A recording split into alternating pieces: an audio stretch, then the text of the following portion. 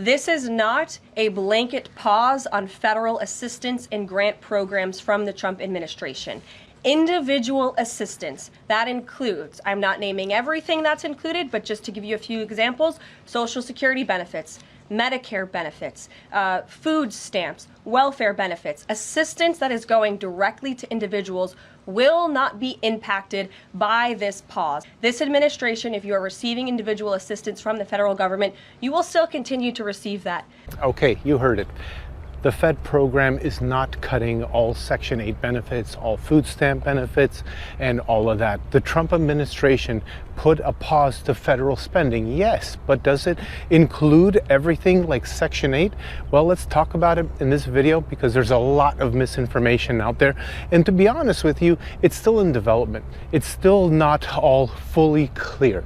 All that's happening right now, we're not even 1 month, we're like what, 2 weeks into the Trump presidency, and we're not even we don't even know exactly what will happen and how far this is going to go, but there have been some indications as to what the plan will be. So let's go over a few things. You just heard the press secretary speak that there's not going to be a pause to Section 8 and to food stamps, so that's important. But look what people are saying. Hey family, I'm back. I found out something else. I don't know if y'all heard or not, but Trump is getting rid of that Section 8. False. That's not happening. And EBT for these people that don't want to get out here and go to work. Your time is up, baby. Y'all, I know most people like us really not feeling Trump, but I'm kind of feeling him on what he's saying about this. Now, how many of y'all have family members, friends, people you know that's been living off Section 8 for 20 years? They rent $3. Let me tell you, I have had quite a few tenants that have generationally lived off of Section 8.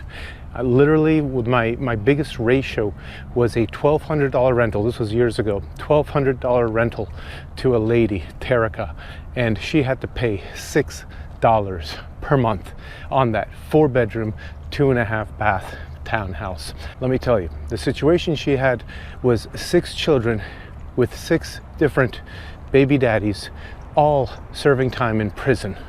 She was poor, and the oldest 2 were raising the youngest 4, as she was in the living room on her phone, not doing a damn thing.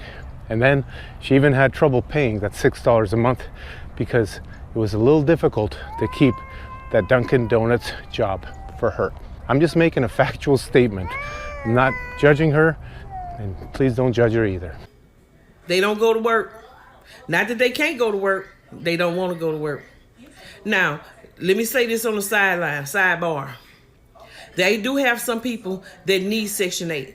Some people that, you know, medically, they can't go to work. Absolutely. In fact, I have a tenant right now. This is my only Section 8 tenant, and she has to have Section 8. She cannot go to work due to her life circumstances and the blow she's been dealt. She actually cannot go to work. And you know, quite possibly, there is a argument to be made that maybe there is, you know, maybe there's a need for mental illness to be addressed. But some people, I'm not saying my tenant has mental illness, I'm just saying some people don't get officially qualified as somebody with a disability, but they definitely are not okay to go work out there. So let's see what else people have to say. Or, you know, they just can't physically. I get it. I'm not talking to y'all. I'm talking to these ones that your mama been on Section 8 all her life, and she ripping and running and doing this and doing that, and then you seen she was on Section 8, paid $3 rent. So now you, as a young girl, because you done got pregnant and you got a baby, you go run out there and get on Section 8. Ooh, damn, this might hit home for quite a few people that used to be my tenants. Let me tell you now, this is definitely a behavioral pattern that at times is taught by family members or the community to the young women. Because I know that this program is not set up for women. But the reality is, in 24 years of being a landlord, I have never had a male Section 8 tenant. Never. Now, do they not exist? No, they exist out there.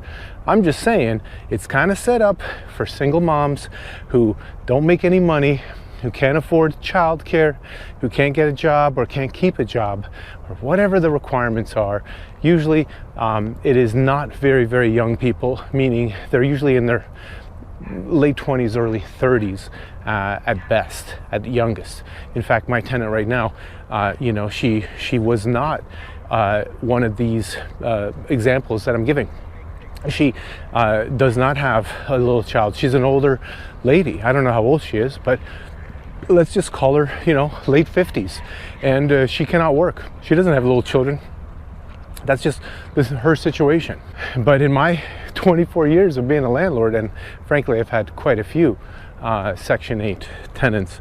The general profile that I've had have been single moms, and that's okay. So, if you are a single mom, don't worry, they're not taking away Section 8. They're not just like going and taking it away. It's very important to be clear on what's happening is the federal funds are being removed from a lot of programs like USAID, for example. In fact, they just shut down the USAID office where there's been a lot of theft and a lot of crime, apparently. We'll see if anyone actually goes and gets charged. And by the way, my name is Maciek Zaremba. I'm a real estate agent with Fathom Realty in Sarasota, Florida. Currently taking a walk at Nathan Benderson Park. This is a beautiful park where all the rowing happens right behind me. There's always regattas out here. And I used to be a rower, so it's really nice to watch this, see all the crowds gather up and, races be had, regattas be had. But let's get back into this video here. And you ain't working, and you having child after child after child, and y'all all on Section 8 getting food stamps, $1,000 a month, and no, that's all about to stop. That's who I'm talking to. This is not about to stop. She may be talking to those people, but listen, people, that's not about to stop. It may slow down, though. I'll talk about that in a second. Okay? Trump said that's enough. So for us people that goes to work, that's working, he said you got to have at least 30 hours, okay? 30 hours a week to qualify for the program, all right? So most of us that work on a regular basis, 30 hours ain't nothing to us. This is what we do. So guess what? We going to be the ones walking around in the grocery store with the big baskets. Whoa, wait. Is she saying that the funding will continue, but for people who are able and willing to work and actually working and making money? I don't think that's what's going to happen. I think the whole point isn't to reallocate the money. I think the whole point is to reduce the aid and the enabling component that it's caused. That basically at this point it has been a little bit generational. I mean, it's just beginning to be in the second generation. But if this continues, then it could easily go into second and third and even fourth generation 50 years down the line, because most of the women are pretty young when they have their first child.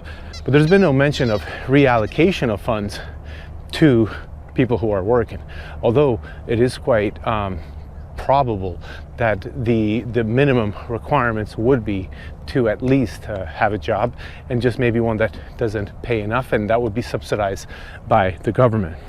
Because we deserve it. All these years, they've been letting people with no job. They walking around with 2-3 baskets full of groceries, and us hard-working people, we got a little handheld basket with 2-3 items in there. Hold on. So she's saying that she deserves it. I think that's a little funny. When it comes to, the deserving component of it, that's subjective, okay? But just because you're working hard and you can't afford food or the food that you want, the red meat instead of chicken or the fish instead of pork, doesn't mean you're going to get the money. I don't know what the hell she's talking about. I'm almost done listening to this lady. There's more though. Because that's all we have left out of our check. And they sitting around getting fat food, eating lobsters and shrimp and crabs and all this other good food. Wait, eating lobster and shrimp and crabs? I have never seen any one of my Section 8 tenants be eating lobster and shrimp and all of that. Yeah, McDonald's, sure, they'll eat McDonald's, okay? A little ridiculous what this lady's saying, especially since she thinks she's gonna get the money. And we can't even eat that. And we the ones going to work. So I'm glad Trump didn't flip the switch, baby. So all y'all that's living it up right now, that's able-bodied to go to work, and you're choosing not to go to work, you better get ready. Because, baby, y'all finna get them notices. And them notices gonna come soon. And like he said, real quick. And those of us that go to work, we ought to be able to go and apply for some food stamps and see what it feel like. To be able to go in the line and slide a card with pride. Okay, you won't qualify if you got a job, you making money. You will not qualify if you file an application. Prove me wrong. Go file an application if you have a job and see if you get the money, if you get qualified, even if you get 20 bucks a month, anything. Please write the comments below. Please let me know if in fact this lady is speaking truth, because I don't think that she's speaking truth here. Let's move on to the next one. Some federally assisted programs will come to a temporary halt at 5 p.m. Our Jacqueline Quinn is live outside the White House this morning with the very latest in this story. And Jacqueline, this affects things like loans and grants, but also food for those who are in need. Yeah, you know, that is a part of this, right? And also housing. So people who are working for these federal agencies, very concerned right now, as are the people who are receiving these benefits from those agencies. And the stoppage is supposed to go into effect today at 5 p.m. So it doesn't. Well, thankfully, this old news segment has now, gotten a little bit of clarity, where they have basically said, no, Section 8 is not being affected. So who will be affected? Let's talk about this for just a couple more minutes. Here's what I'm expecting to happen. First of all, I'm expecting a term limit on the program itself, meaning if you get food stamps or if you get some Section 8 financial aid for your housing, then I'm expecting this to be limited to maximum 24 months. That means that within 24 months, you will have to figure out your life. You'll have to figure out how to budget. Which brings me to the next point. I think they're going to implement required budgeting classes with online submitting of documentation and efforts that they have made in order to get jobs if they are currently unemployed. And I think there's going to be an accountability situation added, because obviously DOGE, the Department of Government Efficiency, is one that is starting to give recommendations on a lot of these budget cuts, but that doesn't mean they have to be completely eliminated. I think what they're doing is they're creating a sense of accountability. In fact, I do think that there is a federal law which requires public financial accountability of these funds. And if we can have a system set up where there is, evidence of where the money is spent for every single person that receives financial aid, I think that is a very good idea. In fact, I remember seeing a segment where people were getting food stamps, buying, canned goods, Coca-Cola or something, pouring all the Coca out, and then selling the cans for 5 cents a pop, because that's what you can get in some states for recycling. And they would rather spend, 55 cents on a can to get 5 cents back. Unbelievable and ridiculous. Zero accountability for this kind of waste. They would just pour it down the drain, quite literally, in the grocery store, crush the cans and go and submit them back, within 5 minutes from the time of buying and getting their money. This is just ridiculous. Now let's talk about the landlords for just a moment, because I know some landlords are sweating bullets as to what exactly they can expect when they've been a Section 8 landlord. Now, I do believe that low-income housing will be hitting the market due to the uncertainty currently in the market with this situation. So I think that some of these Section 8 houses that are out there, the landlord's not going to roll the dice. They probably have enough equity in the property to say, okay, let's just get rid of it. Let's move on and kind of reinvest and redeploy those funds somewhere else.